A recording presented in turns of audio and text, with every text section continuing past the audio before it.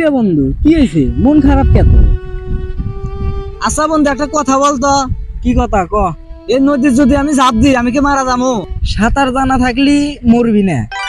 যাই হোক, তুই কি আমি না কথা জিজ্ঞেস করতেছিস? আমি আর এই জীবন রাখতে চাই না রে বন্ধু।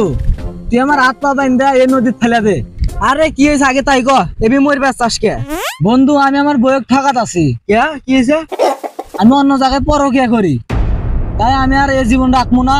তুই আমার হাত পা বাইন্ধা নদীর ফেলে দে। আরে বন্ধু, এটা কোনো ব্যাপার হইলো? এটা তো কোনো বিষয় না। আমি তো তোর বউয়ের হাতে পরকিয়া করি।